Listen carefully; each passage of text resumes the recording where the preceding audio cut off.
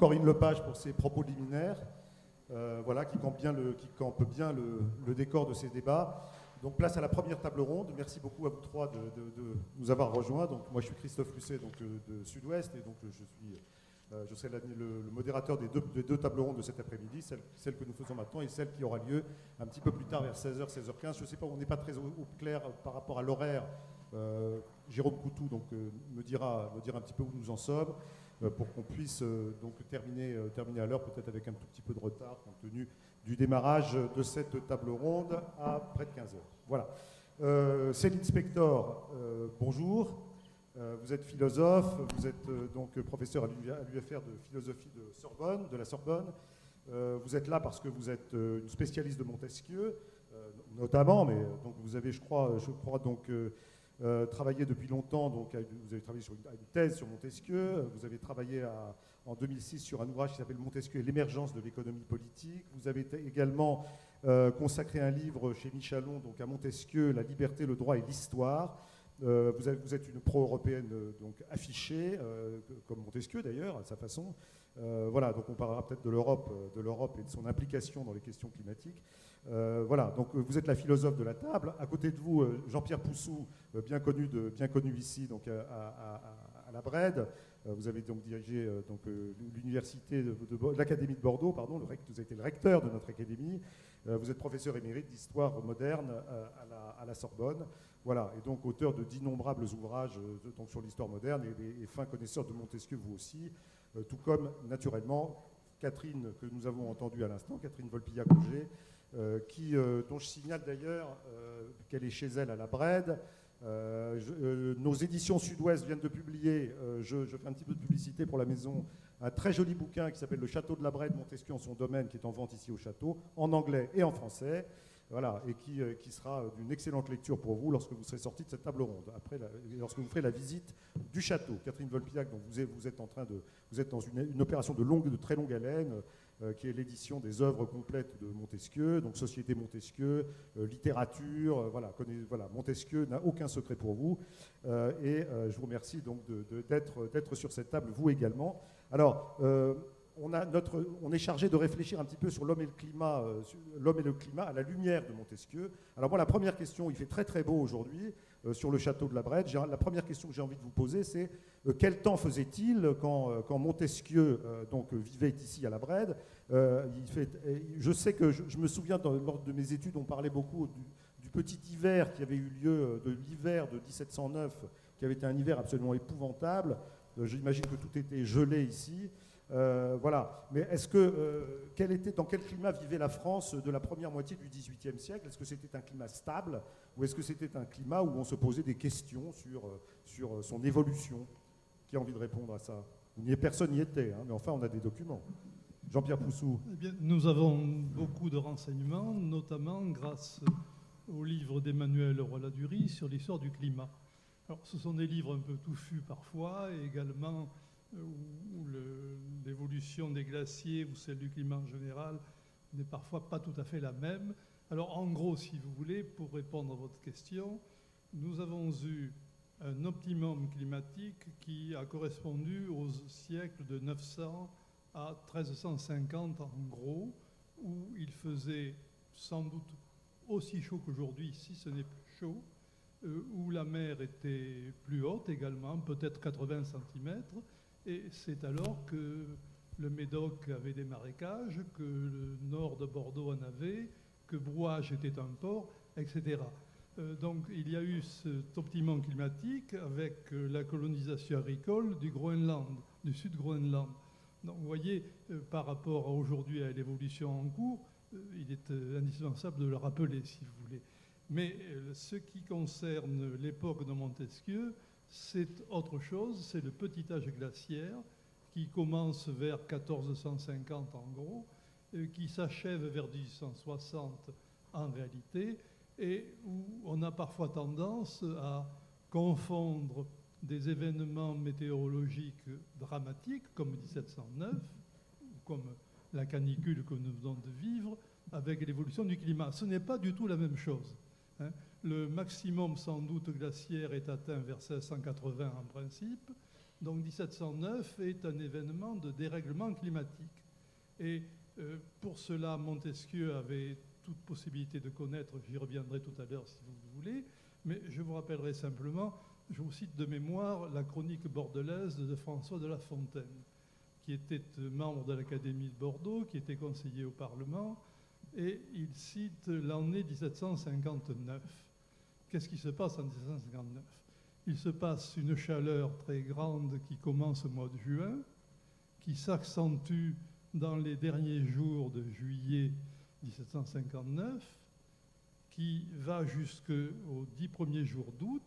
Là, il y a un certain apaisement, et puis la chaleur repart à la fin du mois d'août, et tout le mois de septembre est également un mois très chaud. Il faut attendre pratiquement la Toussaint pour que cela revienne. Alors, vous voyez, donc, il faut nous garder de prendre des événements de dérèglement climatique comme celui que nous avons vécu pour forcément un signe de dérèglement général, car ça a déjà existé et ça a été aussi violent à ce moment-là. Pardonnez-moi. Catherine Vopillac, donc Montesquieu a vécu donc des extrêmes climatiques. Hein. Il était ici en 1709, là, pendant le petit hiver glaciaire. 1759, il était déjà mort. Hein. Il n'a pas connu ce que vient de dire Jean-Pierre Poussou. Mais voilà. Alors comment qu'est-ce que dans les textes que vous explorez, lorsque Montesquieu parle du climat à la Brède, que dit-il ? Alors, d'abord, en 1709, on ne sait pas trop où il est. Il est sans doute plutôt à Paris. Évidemment, à Paris, la Seine a gelé, etc. Et Saint-Simon raconte qu'en 1709, à Versailles, l'endroit le plus luxueux de France, le vin en gelant faisait éclater les carafes. Hein. Donc, évidemment, même les grands seigneurs en étaient affectés. Donc, on peut imaginer ce qu'a été la mortalité à cette époque-là. Il y a des épisodes climatiques. Alors, vous verrez, dans la bibliothèque du château de la Brède, il y a une exposition de documents, notamment de manuscrits de Montesquieu et d'une lettre de 1736, où il constate avec un brin de satisfaction que tout a gelé, toutes les vignes ont gelé au sud de la Loire, donc et la Bourgogne et l'Île-de-France. Ce qui est aussi pour vous dire que c'est une époque où les vignes occupent l'Île-de-France. Hein. Et donc, du coup, pour les vins de Bordeaux, c'est pas mal. Se réjouit un peu du malheur des autres. Enfin, en même temps, ça fait jamais plaisir à quelqu'un de voir la végétation détruite. Alors, il ne parle pratiquement pas du temps qu'il fait autour de lui. Moi, c'est ce qui m'a frappé, parce qu'on a un petit peu cherché, on a échangé, justement, on n'a pas échangé avec Jean-Pierre Poussou, parce qu'on n'a rien trouvé. Voilà. Et ce qui est frappant, c'est que Montesquieu peut rester à la Brède, donc il quitte beaucoup la Brède, il alterne entre Paris, Bordeaux et la Brède. Il reste à la Brède, parfois l'hiver. Alors que nous, l'hiver... on n'y séjourne pas, hein. Donc même avec le secours des cheminées. Et donc, il y a une relative indifférence, je pense, chez les gens de cette époque-là, à des conditions climatiques qui nous font frémir, auxquelles nous ne sommes pas habitués. Bon, je rappelle que le château de la Brède, à l'époque, n'est pas chauffé, bien sûr. Il y a sans doute des grandes tentures, qui permettent de conserver le peu de chaleur qu'il y a, mais enfin, les hivers sont rudes. Mais en fait, les gens ne s'en plaignent pas tant que ça. Cela dit, on observe quand même pendant le petit hiver glaciaire une mortalité terrible.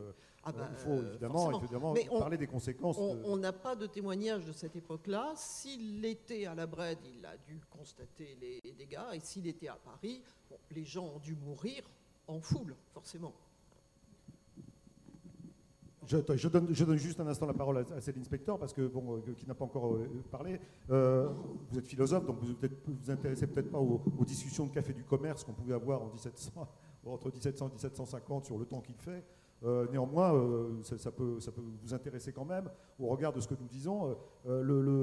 Et notamment le mot de climat, quand on parle du climat, du temps qu'il fait, du climat, est-ce que quand on en parle à l'époque, quel mot emploie-t-on, et est-ce que ces mots ont le même sens qu'aujourd'hui ?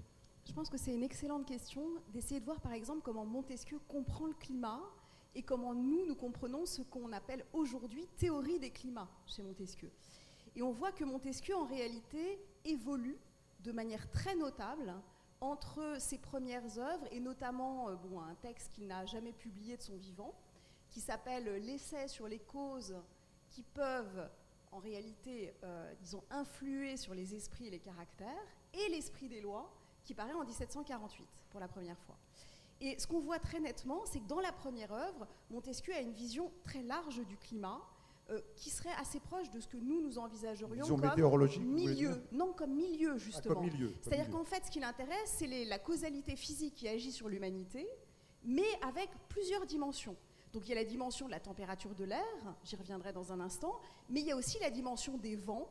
On en a un peu parlé hier, les vents d'Est qui pèsent sur les Anglais, par exemple, ou alors ce qu'ils appelaient le Scirocco en Italie, enfin on pourrait dire, le Sirocco. Ouais, c'est un vent qui rend fou. C'est un vent qui rend fou, exactement. Il s'intéresse au vent, il s'intéresse à l'alimentation, il s'intéresse à toutes les dimensions du milieu. Et dans l'esprit des lois, quelques années plus tard, on a une simplification radicale du problème climatique. C'est-à-dire que Montesquieu va réduire, et c'est ça le génie, le tour de force, il va réduire le problème climatique à celui de la température de l'air. Et aujourd'hui, il y a des controverses sur cette question, mais à mon sens, il y a des gros contresens qui sont commis sur l'œuvre, précisément parce qu'on ne perçoit pas l'intérêt, et Montesquieu a suscité beaucoup de sarcasme, mais de son temps, c'est absolument génial de réduire le climat à la température de l'air, c'est-à-dire quelque chose qu'on peut mesurer, et d'établir ainsi une loi biologique entre la température de l'air d'une part, et d'autre part, ce que lui perçoit comme la contractilité des fibres du corps humain. Juste un petit... Jean-Pierre Pousseau, vous vouliez parler. Est-ce qu'on savait mesurer à l'époque, est-ce qu'on avait des instruments de mesure des températures, et est-ce que ça intéressait les gens de faire des comparaisons entre les températures d'hier et d'aujourd'hui et de demain? Oui, la situation de Bordeaux est exceptionnelle à cet égard, car il y a auprès de Montesquieu son fils lui-même qui est très intéressé par le climat, qui fait même des expériences au pic du Midi. Il y a ses amis, les frères Sarraut, qui sont à l'Académie de Bordeaux, et les frères Sarraut ont fait des observations météorologiques et climatiques de 1714 à 1785. Il y a également François de La Fontaine, 1756 à 70 pour ses observations, et il y a quelqu'un d'assez célèbre en France au XVIIIe, qui est l'abbé Bellay, qui également, dans la première moitié du XVIIIe, fait beaucoup d'observations. Donc nous avons énormément d'observations. On mesure quoi? L'hygrométrie, la température? Tout à fait. En permanence, les Sarraut, tous les matins, relèvent la température. Voyez-vous, Montesquieu avait la possibilité de connaître la température, mais moi, ce qui me frappe après en lisant cela, c'est qu'il paraît ne pas s'y intéresser. Il n'en parle pas. Il n'avait pas une station météo à la Brède, Catherine Volpillac? Non, mais je voulais faire l'intervention publicitaire. Le journal météorologique des frères Sarraut est à l'exposition dans la bibliothèque. Voilà. Non, mais en même temps, Montesquieu ne s'y intéresse pas, parce qu'il y avait évidemment, c'était l'intérêt du vin, d'abord, qui justifiait ce type de relevé, et lui-même c'est pas lui qui s'en occupe directement. Et de toute manière, il est très souvent absent de la Brède, donc ça n'aurait pas eu d'intérêt. On parle de climat, mais alors je sais que nous sommes ici en Bordelais, pas en Bourgogne, mais en Bourgogne, quand on parle des parcelles viticoles, on parle des climats, justement.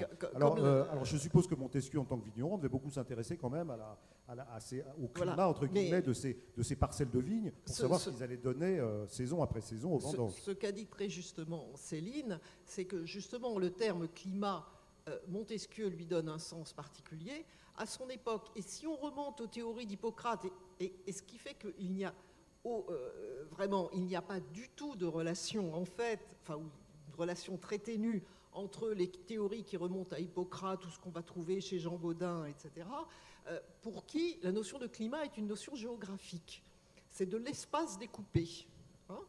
Il y a une conception de l'espace, une certaine conception de l'espace que Montesquieu remplace par une sorte de conception que nous dirions physiologique ou médicale, qui est l'influence du milieu et sur l'être physique.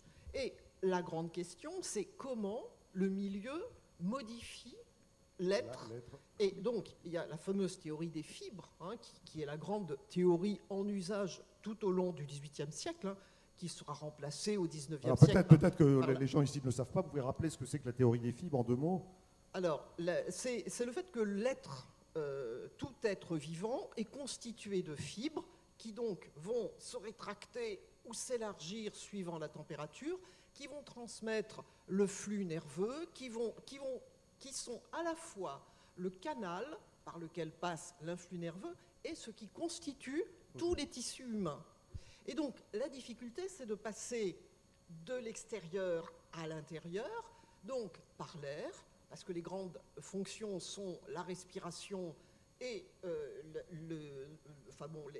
la circulation, hein, la circulation des liquides, des humeurs, comme des disait, humeurs, de tout ce qu'on veut, des esprits animaux et de ce qu'on a l'influx nerveux qu'à ce moment-là on s'imagine comme une sorte de suc nerveux. Donc, comment on passe de l'extérieur à l'intérieur? Donc il y a l'air, mais il dit aussi il y a le terroir, il y a toutes sortes de choses qui arrivent à passer dans le corps humain. Et ça, c'est une vision tout à fait nouvelle. Alors, Céline Spector, donc il y a dans la conception de Montesquieu sur les climats, le climat et les climats, quelque chose de très moderne qui est la conscience qu'il y a un environnement, qu'il y a un milieu, je dirais un biotope, quoi. Hein, alors justement, ce qui est moderne, c'est pas tant que ça, parce que ça on l'a depuis Hippocrate, c'est-à-dire depuis la médecine antique, hein, depuis le traité sur les eaux, les airs, etc., depuis Aristote, depuis aussi chez les modernes Baudin. Et ce qui est plutôt moderne chez Montesquieu, c'est le fait qu'il s'intéresse justement qu'à ce qui est mesurable, à partir de l'esprit des lois. Et il y a cette expérience dont tout le monde rit beaucoup aujourd'hui, mais qui était quand même très pionnière à l'époque, qui fait sur une langue de mouton, qu'il fait geler et dégeler alternativement et qu'il observe au microscope. Une langue de mouton. Une langue de mouton. Alors Montesquieu a beaucoup expérimenté en tant que membre de l'Académie de Bordeaux, donc il a même noyé des oies et des canards en essayant de voir ceux qui avaient les poumons les plus résistants à l'absence d'air. Mais donc il a fait toutes sortes d'expérimentations, c'était vraiment un homme de science. Et en particulier, donc, dans l'esprit des lois, il relate cette expérience qu'il fait sur une langue de mouton et il observe ce qu'il appelle les pyramides ou les mamelons qui voient sur la langue, à l'extrémité de la langue, et la manière dont ils se contractent dans leur gaine. Hein, il regarde les houplandes. C'est les muqueuses de la langue, c'est ça. Voilà, exactement. Et donc, en fait, il s'aperçoit de ce fait, comme le disait à l'instant Catherine Volpiac, qu'en réalité, lorsque la température de l'air augmente, eh bien, l'extrémité des fibres, en réalité, se dilate, se relâche, tandis que quand la température diminue, eh bien, les fibres se rétractent et se resserre. On n'avait pas besoin de microscope pour voir ça. Alors, si, il y avait besoin de microscope, et ce qui est très intéressant, c'est que ce n'est pas tant ce phénomène biologique en lui-même qui le fascine, que ses conséquences à la fois morales, esthétiques et politiques. Morale, parce qu'en réalité, dans les pays du Sud, hein, parce qu'on a une tripartition sud, tempéré, nord, dans les pays du Sud, dans les zones torrides en particulier, la conséquence évidente, c'est que du coup, on aura moins de ressort, moins de courage. C'est-à-dire qu'en réalité, hein, les fibres, elles sont à la fois musculaires et nerveuses, et elles vont au cœur. Un mouton de Sicile et un mouton des Shetland en Écosse n'ont pas du tout le même type de langue. Ça, Montesquieu ne l'a pas dit exactement, mais en tout cas, il s'intéresse aux conséquences pour l'humanité. Oui. Et esthétiquement, il dit, par exemple, j'ai vu les mêmes opéras en Italie et en Angleterre, c'est les mêmes acteurs, éventuellement les mêmes chanteurs, et le public, ça n'a rien à voir. C'est-à-dire qu'en Angleterre, le public reste totalement flegmatique. En Italie, le public est enthousiaste, transformé, etc. Et donc ça, c'est vraiment la preuve qu'on a, selon les degrés de latitude, des degrés de sensibilité. Alors, oui, Catherine Volpiac. Non, je voudrais citer différents degrés de sensibilité. Je voudrais citer une phrase particulièrement chère à notre cœur. C'est « Il faut écorcher un moscovite pour lui donner du sentiment ». Alors, il faut un peu traduire tous les mots. Écorcher, c'est vraiment arracher la peau. Un moscovite, c'est un russe. Et lui donner du sentiment, c'est en fait avoir des sensations. Voilà, parce que, c'est l'évocation aussi du knout qui est fait pour arracher la peau. Hein, et ça s'inscrit dans toute une réflexion qui fait que ces degrés de sensibilité vont entraîner des conséquences colossales. Par exemple, on va avoir différents systèmes pénaux suivant les latitudes, suivant les degrés de chaleur. Mais alors cette théorie des climats, donc, parce que donc, il n'y a pas que Montesquieu qui parle de la théorie des climats. Hein, beaucoup de philosophes, Jean-Pierre Poussou, beaucoup de philosophes donc, sont intéressés par ces théories. Et bon, je ne sais pas, je pense à peut-être Buffon, Voltaire lui-même, même s'il est d'un avis différent, un petit peu. Mais enfin, en tout cas, tout le monde se penche sur la question. Oui. Donc, quels sont les meilleurs exemples Disons quand même que Montesquieu est très critiqué. Hein, c'est-à-dire qu'en fait, cette théorie des climats, elle ne va pas seulement être dénoncée par les catholiques, parce que la nature remplace Dieu quand même, ce qui est totalement scandaleux. C'est le destin humain est décidé, du moins originellement, par la nature. Donc pas seulement par les jésuites et les jansénistes, mais aussi par les philosophes, notamment Hume en Angleterre, Turgot en France, Voltaire déjà, et puis Helvétius, qui sont tous des philosophes du côté de la philosophie des Lumières, mais qui sont très choqués que Montesquieu accorde autant d'importance à la nature, donc à une forme de, on pourrait dire à l'époque, de matérialisme, de spinozisme, de déterminisme climatique, comme on dit aujourd'hui. De sensualisme. Alors, par ailleurs, il est sensualiste, en effet, tandis que eux, même s'ils sont sensualistes, hein, c'est le cas d'Helvétius, considèrent qu'il faut donner beaucoup plus d'importance à l'éducation et au volontarisme politique. D'accord. Donc, alors cette théorie des climats, elle permet de décrire des attitudes, des comportements, mais elle permet aussi de faire une différenciation entre les systèmes juridiques et les systèmes politiques. Donc, on est donc pourtant dans deux univers un peu différents. Là, vous avez parlé du sentiment d'un moscovite. Bon, on détermine l'attitude des sudistes, des nordistes, des gens des milieux tempérés, donc par le climat qu'ils subissent ou dans lequel ils évoluent. Et puis après, il y a toute la question de l'application de cette théorie à la théorie politique. Comment se fait le passage de l'un à l'autre ? Le problème du passage se fait essentiellement par la mise en rapport d'éléments qui peuvent parfois nous surprendre et qui sont assez souvent, si je puis dire, la faiblesse de l'argumentation de Montesquieu. Il y a en particulier une comparaison entre les Japonais et les habitants de l'Inde qui est tout à fait surprenante. Qu'est-ce qu'il dit des Japonais? Il dit que les Japonais sont un peuple cruel, etc., une société cruelle, parce que c'est une société du Nord, et que les hindous sont au contraire une population beaucoup plus calme et beaucoup plus douce, ce qui prouve d'ailleurs que Montesquieu ne savait pas grand-chose sur le fonctionnement ni de l'Inde, ni du Japon, parce que ni du Japon, oui, c'est l'inspecteur, là, franchement. Alors non, je suis désolée. Pour ma part, je pense qu'en effet, Montesquieu essaye de penser la diversité des facteurs qui agissent sur l'humanité, donc le climat parmi d'autres, je dirais, il y en a d'autres. Heureusement, il y a la religion, il y a l'économie, il y a la politique qui est décisive, donc il y a tout un ensemble de facteurs. C'est vraiment une théorie multifactorielle. Mais pour revenir à la question de savoir comment on passe à la théorie politique, c'est tout à fait décisif. Montesquieu l'explique très bien au livre 14, il y a une théorie du courage et de la franchise. C'est-à-dire que le climat agit sur le cœur et sur le caractère, c'est-à-dire sur l'esprit aussi. Sur le cœur, eh bien, dans le Sud, on sera, dit-il, plus lâche. Je ne dis pas que c'est une bonne théorie, hein, mais je dis que c'est la sienne. Et au Nord, en revanche, en raison de la contractilité des fibres et de la force du ressort, on sera plus courageux et donc on défendra mieux sa liberté. Et toute la théorie de Montesquieu repose sur le désir de défendre sa liberté. Mais ceux du Sud, vous voyez, les gens du Sud, par exemple, ne défendraient pas leur liberté parce que, pourquoi ? Parce qu'ils vivent dans un climat émollient qui affaiblit les sens, qui rend plus mou, peut-être. Plus voluptueux, dit-il, plus rusé, plus manipulateur et aussi, dit-il, moins courageux, c'est-à-dire finalement moins apte à s'insurger contre un despote. Et pour Montesquieu, le despotisme est en effet naturalisé, il y a une géographie de l'esprit, et donc en fait, le despotisme est naturalisé dans les plaines torrides d'Asie. Pourtant, il y a un joli despotisme dans la Russie de son époque, non ? Oui, alors ça c'est en effet un des points paradoxaux, tu veux peut-être revenir là-dessus ? Parce qu'il y a aussi la dimension, ce qui intervient aussi, c'est la dimension des territoires. Hein. Mais le point sur lequel je voudrais revenir, c'est la question du déterminisme. Parce que je pense que c'est là-dessus qu'il y a eu le plus de contresens. Parce qu'on moque la fameuse expérience de la langue de mouton, mais à l'époque, on ne l'a pas moqué du tout. Parce que d'abord, la langue de mouton, c'est quand même ce qu'on a de plus pratique, de moins cher, de plus accessible pour faire des expériences. Et à l'époque, dans les traités scientifiques de l'époque, alors on prend plutôt une langue bouillie, hein, je me suis renseignée là-dessus, on fait bouillir parce que, voilà, et c'est un processus tout à fait banal. On n'a pas du tout, je sais qu'il y a un article célèbre de Bourdieu qui critique très violemment, Bourdieu, le grand sociologue, qui critique très violemment la position de l'analyse de Montesquieu sur les climats en disant « et alors c'est complètement ridicule ce qu'il a écrit sur son analyse scientifique ».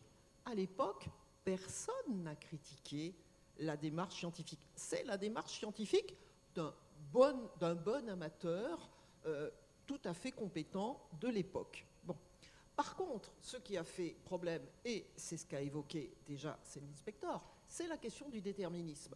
Avec cette question, et aussi de la naturalisation, est-ce que les mêmes causes produisent toujours les mêmes effets? Montesquieu a dit, l'empire du climat est le premier de tous les empires.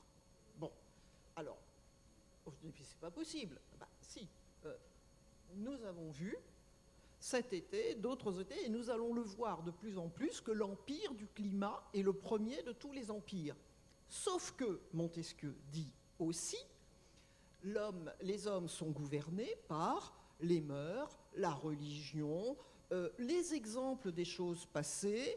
Bon, je ne vous fais pas toute l'énumération, c'est-à-dire qu'il y a des causes morales.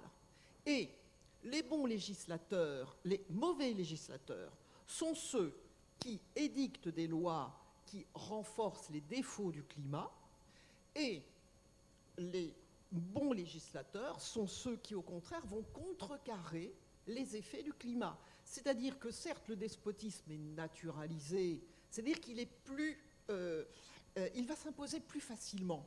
Et aussi, parce que c'est toujours franchir la barrière entre le physique et le moral. Céline disait tout à l'heure, les Asiatiques sont réputés les gens qui vivent dans les climats chauds sont réputés moins courageux. Pourquoi? Parce que, dit Montesquieu, quand on ne se sent pas fort, on n'est pas courageux. Et quand on est affaibli par le climat, physiquement, on ne se sent pas capable de résister. Et donc c'est comme ça que le passage se fait du physique au moral. Et le déterminisme, c'est pour cela que l'Église a été vent debout contre cette idée-là, qui s'est fait que tout le monde lui est tombé dessus, les jésuites, les jansénistes, la congrégation de l'Index à Rome, puisque l'esprit des lois a été interdit par l'Index, bon, ce qui n'est pas du tout gênant en France, puisque en France, on est gallican, on se fiche complètement de ce que décide l'Index à Rome, mais en tout cas, Montesquieu, lui, ne voulait pas être condamné, mais ces théories climatiques, c'était insupportable. D'abord parce qu'il a dit aussi que les religions sont adaptées au climat. Et notamment, le christianisme ne peut pas prendre en Asie. Oui, mais on avait pourtant, les jésuites avaient envoyé des missionnaires partout pour convertir les infidèles par millions, et tout à coup, et voilà, ils contestent ça. Et c'est insupportable, effectivement, comme le disait Céline Spector, que la nature prenne le dessus sur la religion, la seule vraie religion, l'Église catholique, etc. C'est insupportable. Eh bien oui, mais c'est comme ça. Alors il y a comme un débat donc, au XVIIIe siècle entre les philosophes sur ces théories du climat. Bon, j'ai évoqué Voltaire tout à l'heure, parce que c'est peut-être intéressant, parce qu'il est pratiquement de la même génération que Montesquieu. Il en parle un peu, mais lui, c'est plutôt pour relativiser la théorie des climats de Montesquieu, parce que lui, il trouve que trouver ce déterminisme climatique est quand même un peu comment dirais-je, je ne sais pas comment le qualifier, mais enfin, il ne trouve pas ça très sérieux, non? Comment le voit-il, et qu'est-ce que lui propose comme théorie alternative? Écoutez, là, je ne connais pas suffisamment Voltaire sur ce plan pour pouvoir vous répondre. Peut-être que mes collègues... Si vous voulez comprendre Montesquieu, ne lisez pas Voltaire. Voltaire n'a rien compris. Il est de très mauvaise foi. Il comprend de travers, soit exprès, soit pas exprès. C'est le mauvais côté. C'est pas la bonne référence. C'est pas la bonne référence. C'est l'inspecteur. Non, mais c'est vrai, pour aller exactement dans le même sens. C'est assez fascinant de voir, voilà, les grands héros qu'ont chacun de nos philosophes. Pour Voltaire, le grand héros, c'est Pierre le Grand, Pierre Ier. Celui qui a précisément tenté de moderniser l'Empire russe et qui a donc voulu importer les sciences et les arts et les techniques depuis l'Occident vers l'Orient. Et c'est un très grand héros. Et Montesquieu est beaucoup plus partagé sur la figure de Pierre le Grand. Il dit oui, il a fait des choses bien, et puis il en a fait qui sont catastrophiques. Et justement, un des points de désaccord porte sur la question du climat. Parce que ce que nous dit Montesquieu, c'est qu'en réalité, la cour à Saint-Pétersbourg, puisque Pierre l'a apporté à Saint-Pétersbourg, était du côté européen de la Russie. Et du côté européen de la Russie, il était assez facile finalement de moderniser, d'acclimater les mœurs occidentales sans avoir à user de violence, de tyrannie, de barbarie, alors qu'il donne plusieurs exemples que Voltaire reprend, d'actes qu'il juge violents. Par exemple, à l'entrée des villes, on arrêtait les hommes et on leur coupait leur longue barbe, la barbe étant le symbole religieux d'orthodoxie. Et donc ça, Montesquieu trouve ça très choquant. On ne procède pas de cette façon, on ne coupe pas les barbes de manière autoritaire. Et donc ça, c'est vraiment la preuve pour Montesquieu que le climat aurait pu l'aider et qu'il ne l'a pas perçu. Oui, mais Jean-Pierre Poussou. Il y a une différence fondamentale entre Voltaire et Montesquieu. C'est que Montesquieu est hostile à tout despotisme et à tout pouvoir excessif, alors que Voltaire accepte un pouvoir fort s'il permet d'atteindre un certain nombre de buts. Et ça crée une opposition entre les deux qui est tout à fait remarquable. Alors, nous sommes en France, Montesquieu est en France, donc la France jouit d'un climat tempéré. C'est important ça, tempéré, alors même si aujourd'hui il est en train sans doute de se modifier pour aller vers du plus chaud, mais enfin, en tout cas, à l'époque où vit Montesquieu, on est assez fiers d'être en France, dans un pays qui est ni du Grand Sud ni du Grand Nord. Donc c'est l'idéal de vivre en France. Est-ce que du coup, ce climat idéal, entre guillemets, va nous permettre d'avoir des institutions idéales? Est-ce qu'il y a cette idée chez lui? Je ne dirais pas idéal, mais le tempéré implique la modération. Et donc, la difficulté, dit Montesquieu, c'est que rien n'est plus difficile que la modération, et notamment les régimes monarchiques, etc., ou ce qui peut autoriser à la République, puisque toute l'Europe vit sous un climat tempéré, et la Grèce, par exemple, a connu les républiques, la démocratie, et donc ces régimes peuvent être parfaitement modérés. Le problème, c'est quand on passe du modéré au despotique. Oui, et pour prolonger, en effet, Montesquieu nous dit que dans les climats modérés, le climat ne détermine pas absolument la forme du régime politique. Il a moins d'influence. Même s'il y a une tendance générale, on va dire en termes de probabilité, l'Europe du Sud est restée catholique et globalement monarchique, c'est là qu'il y a la servitude et les monarchies absolues. L'Europe du Nord est plutôt devenue protestante et il y a plus de républiques. Donc Montesquieu est très conscient de ce partage de l'Europe et il voit que la France est entre les deux. Elle peut basculer du côté espagnol et ça pour Montesquieu ce serait une catastrophe. C'est vraiment la monarchie absolue dans sa pire forme, complètement corrompue. Ou alors elle peut emprunter un chemin qui, tout en gardant la singularité de ses institutions, lui éviterait de devenir un empire despotique, ce que Montesquieu redoute plus que tout. Et ce qui est très important, c'est que dans le passage que citait Catherine Volpiac à l'instant, à la fin du livre 8 sur la corruption des gouvernements, Montesquieu nous dit « Il n'y a pas de climat qui tince ».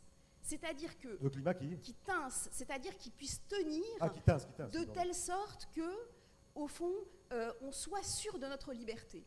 Et Montesquieu n'a de cesse de répéter que la liberté, c'est ce qu'il y a de plus fragile.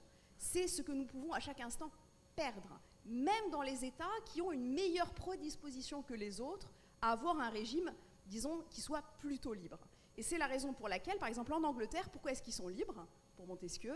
Eh bien, bizarrement, parce qu'ils ont un climat, notamment, pas seulement, il y a toutes sortes de raisons. Un climat pluvieux. Ils ont un climat où ils sont non seulement splénétiques et avec une tendance au suicide que Montesquieu observe, mais par ailleurs, ça les rend inquiets et donc vigilants. Et l'Angleterre est le pays, pour Montesquieu, où il y a le plus de vigilance pour la liberté. C'est-à-dire que, finalement, il y a une surveillance des gouvernants, il y a une sorte, il dit, les yeux d'Argus, toujours ouverts. Et donc ça, c'est quelque chose qu'il n'y a pas en France, et Montesquieu en est parfaitement conscient. Mais c'est à relier à la théorie des climats.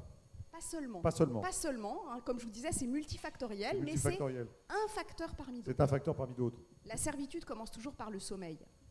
Jean-Pierre Poussou. Oui, mais dans ce domaine, on peut ajouter qu'il est véritablement pour la modération du climat aussi, parce qu'elle donne de meilleurs résultats, en particulier au point de vue du travail et du fonctionnement de la société, pas simplement des pouvoirs politiques. De l'agriculture aussi. Voilà, absolument. Mais il y a un passage dans l'esprit des lois où il montre qu'en Orient est né le monachisme et que le monachisme et le développement des moines est la preuve véritablement d'une certaine tendance à l'inaction sous des climats un peu trop chauds qui ne sont pas les climats tempérés. À la paresse. Et à la paresse. Ouais. Il reprend d'ailleurs certaines choses qu'on attribue à Colbert à la fin du XVIIe siècle également. Enfin, décrire les moines comme des paresseux, c'est oublier quand même les bénédictins qui prient, qui travaillent. Enfin bon, mais néanmoins sur l'origine du monachisme, donc il avait des idées assez arrêtées. Oui, Catherine Volpillac. Qui ont modérément fait plaisir à l'Église. Oui, Là aussi,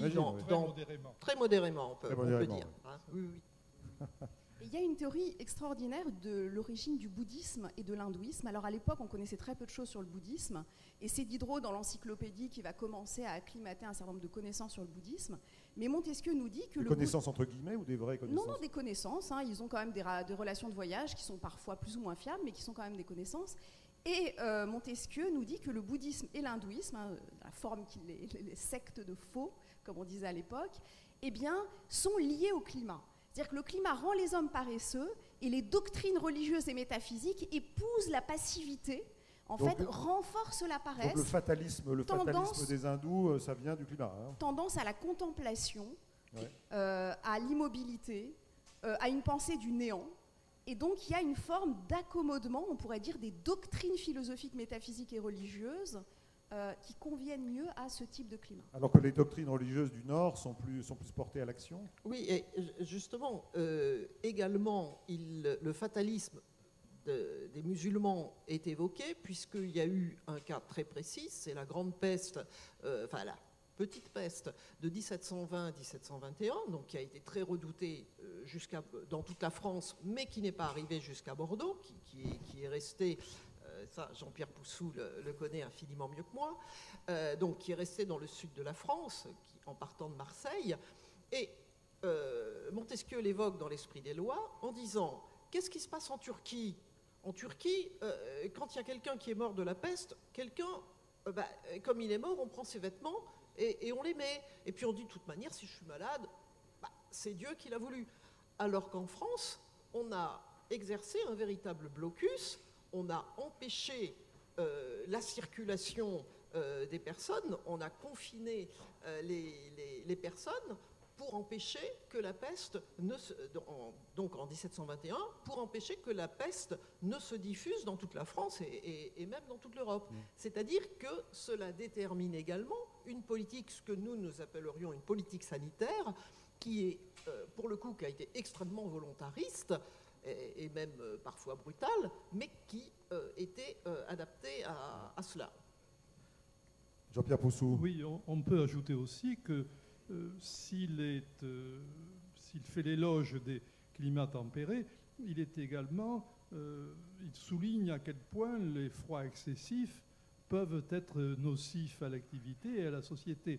Et alors, de manière très curieuse, lorsqu'il fait son voyage en Italie, et il est tout à fait remarquable de voir que lorsqu'il remonte et qu'il va passer le Brenner, etc., il souligne à plusieurs reprises combien la région de Trente est pauvre parce que le climat y est trop dur, trop excessif. Et un peu partout aussi, il souligne que sous nos climats, si le travail s'arrête, à ce moment-là, on peut arriver à un grand déclin. Et c'est toute l'histoire de la conférence d'hier qui avait lieu ici, des marécages autour de Rome et véritablement des marais pontins, etc., qu'il reprend à son compte de manière très intéressante. D'ailleurs, il n'est pas sensible, il n'y a pratiquement pas de notation dans le voyage sur le climat proprement dit. Très peu sur la météo, une ou deux fois c'est tout. Par contre, l'environnement le retient énormément. Les musées et l'environnement, voilà ce qu'il a retenu. Oui, Catherine Volpillac. Pour aussi faire le lien avec une espèce de polémique récente qui renvoie quand même à de vraies questions, la Chine représente une grande difficulté. Alors on pourrait dire, bah oui, parce que là, entre le climat de la Chine méridionale et le sud, il y a des différences énormes. Pas du tout. C'est parce que, du point de vue, grosso modo, c'est l'Asie. Parce qu'à l'époque, nous voyons le monde, quand on dit un hémisphère, nous pensons spontanément nord-sud. au XVIIIe siècle, quand on dit hémisphère, enfin, on va préciser hémisphère supérieur ou inférieur, mais quand on pense hémisphère, on pense est-ouest. Et donc, ce qui est à l'est, ce qui est asiatique, a grosso modo un climat plus chaud, plus humide, etc. Bon. Et donc, la Chine pose problème. Les missionnaires en ont dit le plus grand bien, c'est merveilleux la Chine, mais lui constate qu'il y a tous les signes du despotisme. Et ça veut dire qu'en fait, il y a un certain nombre de facteurs qui s'opposent à l'exercice plein et entier du despotisme. Et parmi cela, il y a quelque chose qui est quand même à la limite du physique et du culturel. Qu'est-ce que mangent les gens ? Eh bien, on ne mange pas de viande en Chine, ou très peu, parce que la culture du riz est la plus développée, et de ce fait, on peut nourrir une population extrêmement importante. Bon, mais ça veut dire aussi qu'il y a des famines, et quand il y a des famines, le pays est désolé, etc. etc. Donc, les modes de vie, les modes de nourriture, pour lui, sont extrêmement importants parce qu'ils induisent réellement des différences colossales qui vont avoir des conséquences jusque dans les régimes politiques. Alors, dans l'esprit des lois, donc, il y a des choses qui sont considérées aujourd'hui comme fondamentales. Je pense à la séparation des pouvoirs, enfin, par exemple. La théorie des climats, ça paraît plutôt un versant un peu daté de l'œuvre de Montesquieu, un peu plus anecdotique peut-être, un peu plus folklore d'une certaine façon. Céline Spector, vous qui êtes philosophe, qu'est-ce qui aujourd'hui, dans l'œuvre de Montesquieu, dans la théorie des climats de Montesquieu, qu'est-ce qu'on a envie de retenir aujourd'hui? Est-ce qu'on retient ça? Est-ce que c'est de l'histoire de la philosophie et de la philosophie politique, ou alors est-ce qu'on peut encore en retirer quelques vérités? Je pense qu'il ne faut pas la mépriser de manière trop rapide, il ne faut pas la caricaturer. Catherine Volpiac rappelait cette théorie du législateur. Ce qui est important pour Montesquieu, c'est de conseiller le législateur, de lui dire, voilà, le législateur va avoir tel ou tel type de pays, de caractère national, de génie. Comment est-ce qu'il va pouvoir réformer son pays? Comment est-ce qu'il va pouvoir maintenir la liberté? Donc voilà, c'est ça qui l'intéresse. Et donc le climat fait partie des déterminants naturels, on pourrait dire du milieu, qui agissent sur les esprits. Et ça, je crois que c'est fondamental. Ça, c'est toujours valable pour vous? Absolument. Et je ne voudrais pas lancer un sujet trop polémique, mais Montesquieu nous dit une chose. Il nous dit, comment se fait-il que malgré l'amour des hommes pour la liberté, malgré leur haine de la violence, la plupart des pays du monde soient soumis au despotisme? C'est une question que nous devons nous poser aujourd'hui encore. Lisez ce qu'écrit Montesquieu de la Russie. Lisez ce qu'écrit Montesquieu de la Chine. Et je pense que c'est totalement indépassable. Moi, je travaille aussi sur Rousseau, et je considère que c'est un immense penseur, mais Montesquieu nous apprend beaucoup plus sur la géopolitique que Rousseau ou que d'autres auteurs, et c'est à mon avis l'une des raisons pour lesquelles il a été le penseur, le philosophe le plus influent et de très loin du XVIIIe siècle. Catherine Volpiac, vous êtes d'accord que Montesquieu, donc que la théorie du climat de Montesquieu n'est pas à jeter au panier, elle est à observer de près? Moi, je récuse l'expression théorie des climats, parce que la théorie des climats, si vous la réduisez au simple fait que c'est l'influence du climat sur l'homme, c'est un tissu de banalité, tout le monde l'a dit, tout le monde l'a interprété, Montesquieu lui-même s'est moqué de ces critiques-là. Soit vous dites que la théorie des climats, c'est l'influence du climat, tout le monde sera d'accord. Si vous dites que la théorie des climats, c'est un déterminisme pur et dur, c'est faux. Montesquieu considère qu'il y a une influence importante, mais nous avons vu, il y a ce qu'il appelle les causes morales, que nous appelons causes culturelles, historiques, etc. Enfin, causes culturelles. C'est pour ça que considérer qu'il y a un système fixe, impératif, pour nous, c'est un contresens. Donc, si vous dites théorie des climats, déjà, vous figez, et moi, je considère qu'il y a... Donc, il faut plutôt parler de la variable climat. Voilà, variable climat, il y a une pensée du climat, mais je récuse vraiment l'expression théorie des climats à cause de cela. En tout cas, ce qu'on observe, c'est que quand on parle de climat, donc chez Montesquieu ou chez ses contemporains, on parle de quelque chose d'assez fixe, et pas comme aujourd'hui, en ce moment pour nous, de changement, de modification, de transformation, de bouleversement. Là, on ne parle pas de ça. Hein. Voilà, on ne parle pas de ça. Donc, bon, voilà, ça, mais ça, on va en parler maintenant. Hein. Voilà. Alors, je regarde ma montre parce qu'il est 15h40.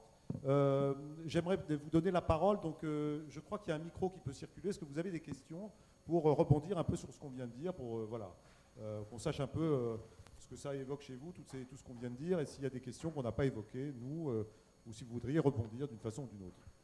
Hein, n'hésitez pas, voilà, je donne un des micros. Tenez, prenez.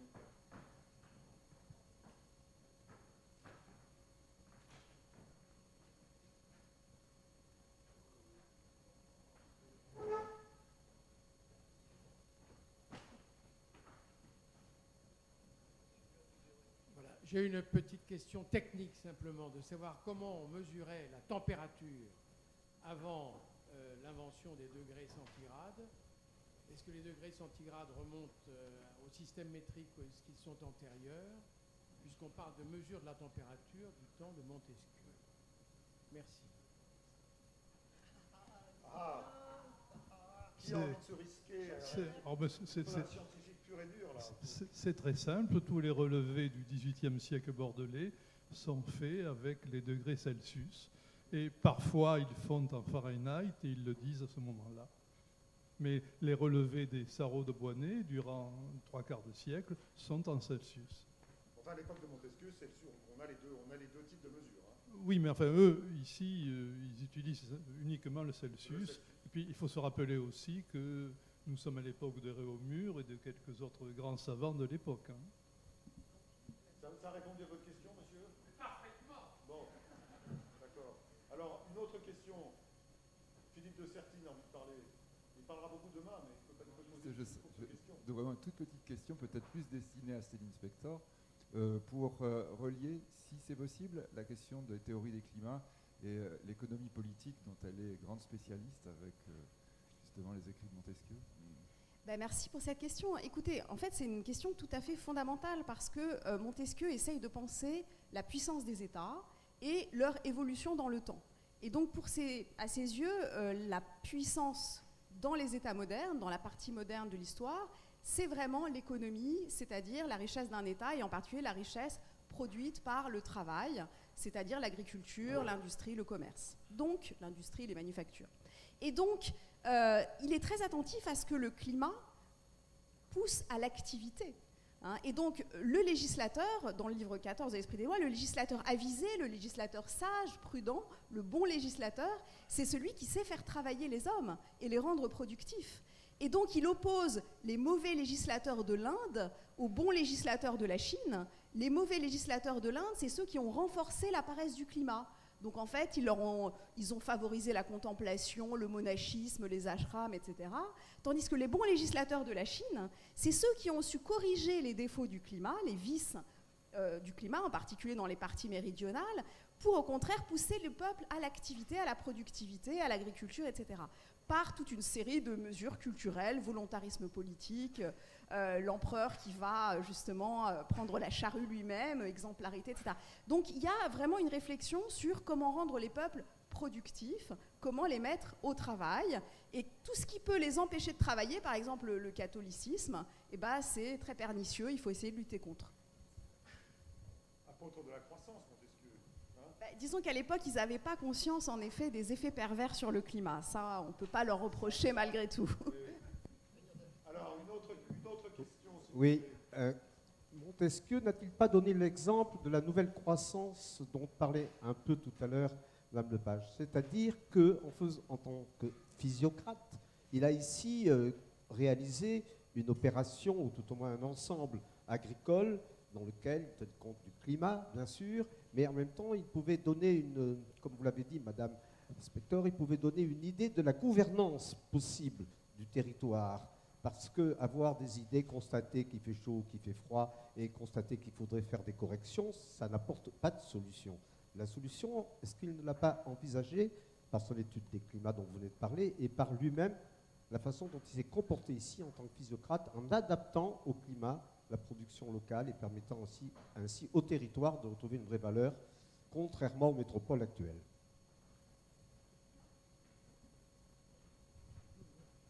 Non, mais écoutez, je ne suis pas spécialiste de questions agronomiques, donc c'est surtout Buffon qui est connu pour les grandes modifications qu'il a données à son domaine. Donc si vous voulez, Montesquieu, lui, n'est pas un physiocrate, hein, et il n'est pas du tout contemporain même des premiers articles de Quesnay dans l'encyclopédie, hein, l'article Grain, l'article Homme, qui date d'après la mort de Montesquieu. Donc en fait, Montesquieu n'a jamais connu les physiocrates, et il n'a pas eu l'idée d'une grande culture productive, rentable, qu'il fallait développer à l'échelle du territoire. On n'a pas ce genre de pensée-là chez lui, hein, ça va apparaître, mais plus tard. Donc peut-être on peut en dire un mot de plus, mais c'est plutôt les méthodes de culture qu'il utilisait, ça c'est pas ma spécialité. Allez-y. Il y a juste quelques traces où il évoque familièrement dans des lettres le fait qu'on va planter ceci, on va planter du trèfle à la Brède et des pâtes d'asperges. Voilà, les pâtes d'asperges, comme on dit à l'époque. C'est tout ce que j'avais à dire sur le sujet. Alors, il s'intéresse de très près, c'est incontestable, à l'agriculture, aux méthodes agronomiques, etc. Il n'y a pas de doute là-dessus. Il est avant les physiocrates, c'est l'inspecteur vient de le dire avec raison, et son credo essentiel, c'est d'accroître la superficie de ses vignes. C'est ce à quoi il a consacré l'essentiel de ses activités, avec d'ailleurs une très grande réussite, car quand on fait le parallèle entre ce qu'il a eu comme fortune en héritage et ce qu'il laisse après à sa mort, il y a quand même une sacrée différence qui montre qu'il a été un propriétaire très avisé. Mais alors il faut se rendre compte ici que par rapport aux caprices de la météorologie et autres, Montesquieu est d'une modération de propos extraordinaire. En 1746, si je me souviens bien, il écrit à Madame Dupré de Saint-Maur, et il lui écrit en lui disant que la récolte s'annonce mauvaise, hein, et il dit il faut s'attendre à ce qu'il y ait des variations très fortes, car c'est dans la nature des choses, et celui qui ferait des entreprises dans ce domaine sans en tenir compte serait complètement dans l'erreur. C'est tout à fait net. Il est très sensible aux impératifs, si vous voulez, des événements climatiques ou météorologiques qui peuvent arriver. Et il est très sensible aussi, je crois qu'il faut le rappeler, quand il y a une grande famine. Alors là, on hésite sur 1749 ou 51 sur son action. Il va avec la tapis, il remonte en Agenais et il distribue des secours, et il le fait à plusieurs reprises, ceci, hein, véritablement. Oui, juste, je pense à une autre réponse possible. En fait, ce qui intéresse Montesquieu dans le travail, la manière dont les hommes travaillent et dont on peut accroître la productivité du travail, c'est notamment les effets du salaire et les effets de l'impôt. Et ça, c'est quelque chose de récurrent dans le fait que si le prélèvement est trop important, voilà, les gens et par exemple sur l'esclavage, quand même une question fondamentale à Bordeaux en particulier, sur la question de l'esclavage, il y a un livre, le livre 15, qui porte aussi sur les questions climatiques, où Montesquieu dit des choses extraordinaires. Il commence par condamner radicalement l'esclavage, ensuite il le justifie malgré tout par la nature des choses et notamment le climat, et ensuite, dans un dernier moment, il nous dit, en fait, ce qui a fait qu'on a réduit les hommes en esclavage, c'est qu'on ne savait pas utiliser les machines, premièrement, et deuxièmement, qu'on n'a pas compris qu'avec des hommes libres, on pouvait faire mieux qu'avec des esclaves. Et donc, il y a quelque chose d'extraordinairement émancipateur, pas seulement sur le pouvoir de la technique, parce que bon, aujourd'hui on en revient, mais aussi sur le pouvoir de la liberté. Et Montesquieu est persuadé que si on donne le bon salaire et les bonnes conditions de travail, il le dit notamment, il a visité les mines du Harz en Hongrie, hein, il le dit en voyant des gens qui sont parfaitement libres mais qui acceptent d'être des mineurs, hein, et donc travaillent dans des conditions difficiles, ben, si on sait bien traiter les hommes libres, alors on pourra augmenter la productivité du travail. Oui, Jean-Pierre Poussou. Si vous le permettez, Céline, à propos de l'esclavage, il dit, et là nous avons un lien avec le climat, que l'esclavage se comprend quand on est dans des climats trop chauds. C'est quelque chose qui est intéressant parce que c'est relié à nos débats depuis tout à l'heure. Catherine. Cela se comprend, mais cela ne l'excuse pas, cela ne le justifie pas. Et donc, comme le dit Céline, on peut travailler. Et il existe aussi dans certains pays extrêmement chauds une forme d'esclavage qui est en fait une forme de protection du petit par le gros. Et c'est notamment la forme qu'on trouve aux Indes, etc., qui n'est pas destinée à assurer le confort des gros par le travail des petits, mais une protection. Hein. Et ça aussi, ça a été très mal perçu.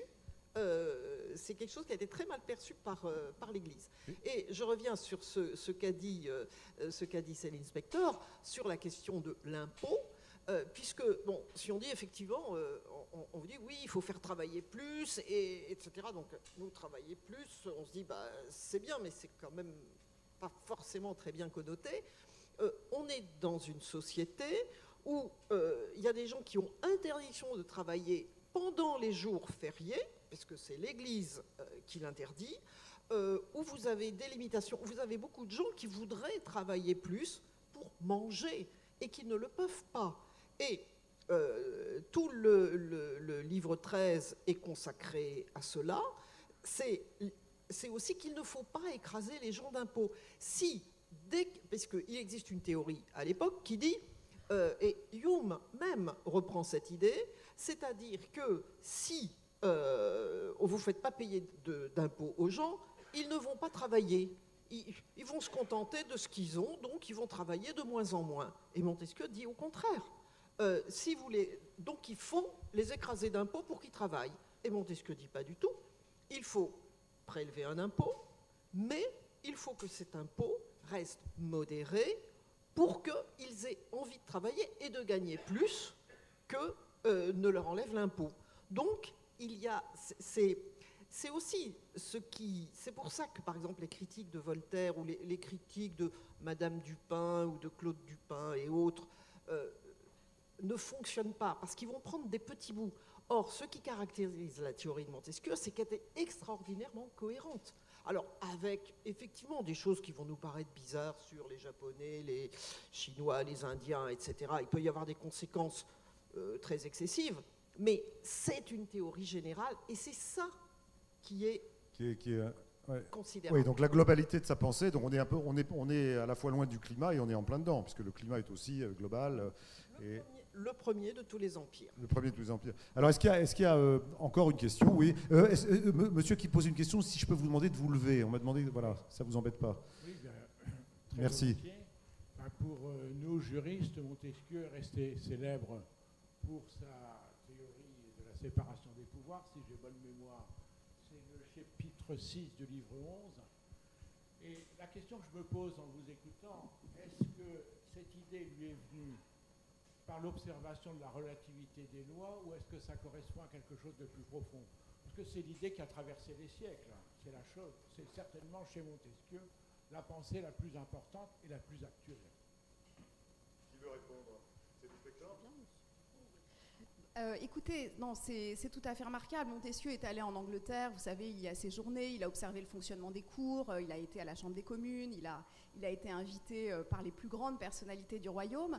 Donc il a notamment lu à l'époque un journal qui s'appelait The Craftsman, qui était parce que l'Angleterre avait un régime de liberté de la presse qui n'avait pas du tout d'analogue en France. Et dans ce journal, The Craftsman, le vicomte Bolingbroke, qui était lui-même un grand politique, qui a été lui-même aux affaires, avait théorisé cette idée qu'il faut effectivement, pour éviter le despotisme, pour maintenir la liberté, il faut que le pouvoir arrête le pouvoir. Et qu'on ne va pas demander aux gouvernants d'être vertueux ou moraux, mais qu'on va faire en sorte que ce soit leurs ambitions qui s'entreposent. Donc ce n'est pas climatique, ça c'est véritablement de la politique. Eh bien écoutez, puisque vous êtes satisfait, moi aussi, je remercie Céline Spector, je remercie Jean-Pierre Poussou, je remercie Catherine Volpillac-Auger de nous avoir éclairés. Merci beaucoup à vous.